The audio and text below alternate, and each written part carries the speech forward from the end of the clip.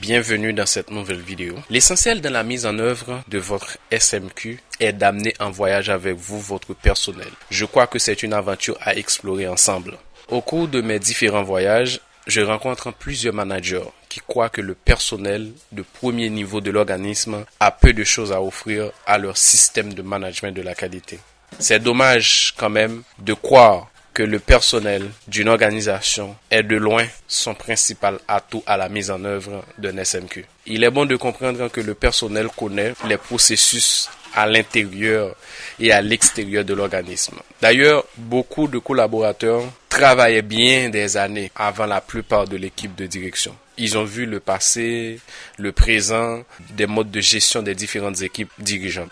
Ils savent pertinemment bien ce qui ne va pas. Ils voient des modèles de management qui se passent sous leurs yeux. Ils savent exactement qui dans l'organisation manque de formation ou d'expérience.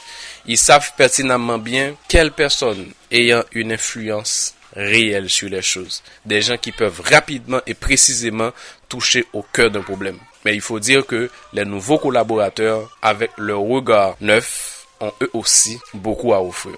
Et pourtant, peu de responsables à qualité demandent au personnel ce qu'ils pensent ou voient dans le fonctionnement du SMQ. Une fois par an, lors d'un audit, ils peuvent poser une ou deux questions à quelques membres du personnel. Mais dans la majorité des cas, les connaissances et l'expérience de leur personnel ne sont jamais exploitées. Au lieu de chercher l'engagement et l'opinion du personnel, les managers ont tendance à passer la plupart de leur temps à discuter entre eux ou à poser des questions à leurs pairs sur des groupes tels que LinkedIn ou Facebook. Cela m'a rappelé l'autre jour en discutant avec un collègue responsable en QHSE d'une usine locale. Quand il a commencé à travailler, il connaissait bien certaines normes ISO relatives à son système, mais il manquait d'expérience pratique. C'était un jeune homme à ses débuts et son défi était grand. Il devait mettre en œuvre un nouveau système de management de la qualité dans un site de production d'eau potable. Il avait une clé en main, il devait s'en servir.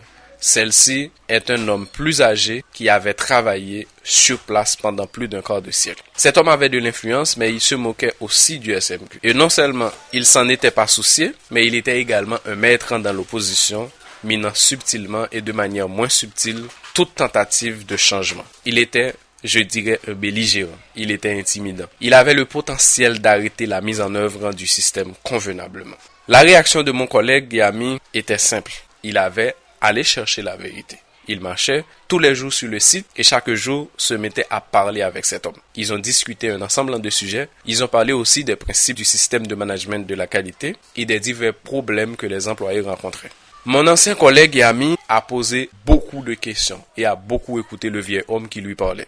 Un mois plus tard, qu'est-ce qui s'est passé? Le vieil homme s'est rendu compte qu'il pouvait faire confiance à mon collègue et avec cela, son comportement a fait un virage de 180 degrés.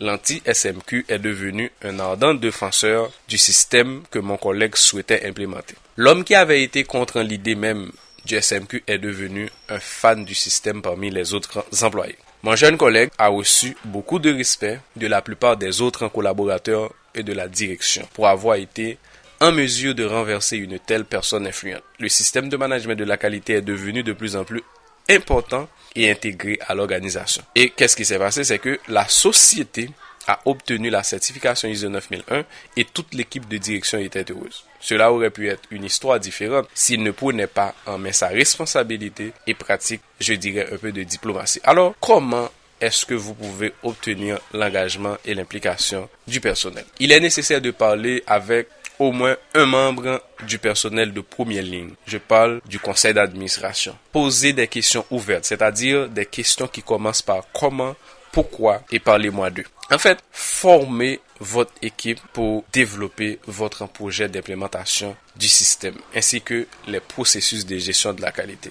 Ça, c'est très important. Alors, il faut écouter les réponses comme si votre réputation en dépendait.